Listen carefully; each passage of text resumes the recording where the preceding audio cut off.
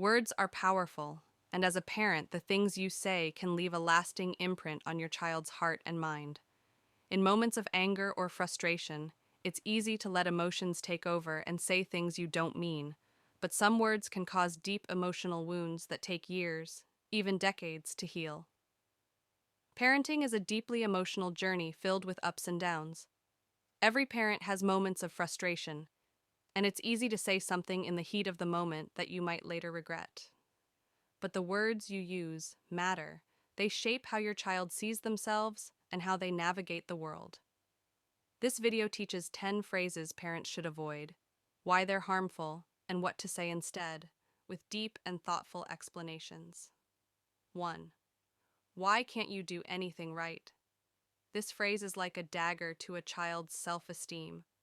Hearing it repeatedly can make a child feel incompetent and unworthy. They may start to believe that they'll never be good enough, no matter how hard they try.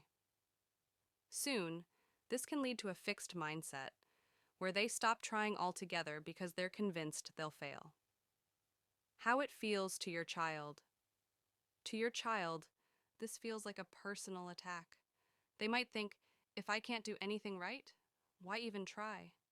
I'm a disappointment to my parents. Such thoughts can linger and affect their academic performance, relationships, and sense of self-worth. What to say instead? I know this is challenging, but mistakes are how we learn. Let's figure this out together. This reframes failure as a learning opportunity and shows your child that you're on their side. Encouragement fosters resilience and helps them build confidence to tackle challenges. 2. You're too sensitive. Stop overreacting. This invalidates your child's feelings, teaching them that their emotions are wrong or unimportant. With time, they may learn to suppress their feelings instead of expressing them, leading to emotional blockages as adults. Emotional sensitivity is not a flaw. It's part of being human. How it feels to your child. Your child might think, there's something wrong with me for feeling this way. I should hide my emotions to avoid being criticized. This can create a rift in communication between you and your child. What to say instead? I see this is really upsetting for you. Can you tell me more about how you're feeling? Acknowledging their feelings creates a safe space for emotional expression. It teaches them that emotions are valid and manageable, helping them build emotional intelligence. 3. I wish you were more like your sibling. Comparing your child to a sibling or anyone else creates resentment and insecurity. It fosters unhealthy competition between siblings and can make your child feel like they're never good in your eyes. They may grow up resenting their siblings. How it feels to your child. Hearing this feels like a betrayal of their individuality. They might think, no matter what I do, I'll never measure up. They'll always love my siblings more than me. What to say instead? You have your own strengths, and I'm proud of you for who you are. Celebrating your child's unique qualities fosters self-confidence and mutual respect among siblings. It teaches them that everyone has their own path and strengths. 4. You're so lazy. Labels like lazy stick. When a child hears this often, they start to identify with it and may believe that effort is pointless. Instead of addressing the root cause of their behavior, this phrase shames them into silence or rebellion. How it feels to your child. Your child might internalize this label thinking, I'm a lazy person and that's just who I am. This can hinder their motivation and personal growth. What to say instead? I've noticed you're struggling to stay motivated. Is there something bothering you? How can I help? This shifts the focus from blame to problem solving. It shows your child that you're interested in their well-being and want to understand their challenges. 5. Because I said so. While it might seem like a quick way to end an argument, this phrase shuts down communication. It teaches children to obey without understanding, which can make them resentful or overly dependent on authority. How it feels to your child. Your child might feel dismissed and think, my opinions and questions don't matter. I'm just supposed to follow orders. This stifles critical thinking and curiosity. What to say instead? Here's why this decision is important. I'd like you to understand my reasoning. Explaining your reasoning helps your child develop critical thinking skills and understand the value behind decisions. It also strengthens your relationship by fostering mutual respect. 6. Stop crying. It's not a big deal. Dismissing your child's tears teaches them to suppress their emotions. With time, they may feel ashamed of their feelings or struggle to process them healthily. How it feels to your child. This sounds like, my feelings are invalid and I shouldn't express them. This can lead to emotional repression and difficulty handling stress as they grow. What to say instead? I can see this is really upsetting for you. Want to tell me what's wrong? Acknowledging their emotions helps them feel understood and teaches them that it's okay to feel and express emotions.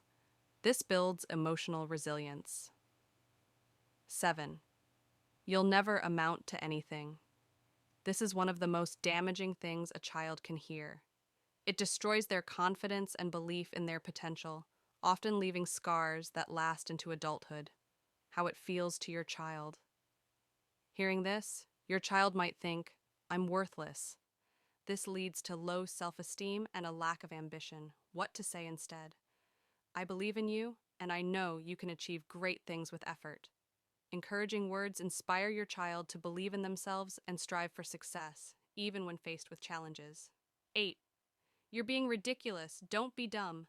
This phrase dismisses their perspective and can make them feel misunderstood. It discourages them from sharing their thoughts and feelings with you in the future.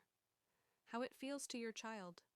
Your child might think, what I feel and think doesn't matter. I should just keep quiet. Anything I believe is right. What to say instead? I might not fully understand, but I want to hear what's on your mind. This shows your willingness to listen and understand. Even if you disagree, it strengthens trust and communication. 9. I wish you were never born. This is one of the most devastating things a child could hear. It creates deep emotional wounds that can lead to long-term mental health struggles. Even if you had an issue with your spouse, do not say such words to your child or children. How it feels to your child. To a child, this feels like complete rejection. They might think, I'm unlovable. I'm the cause of all the problems. I do not deserve to exist. What to do instead? If overwhelmed, take a break before speaking. Later say, I'm sorry for what I said. I love you and I didn't mean it.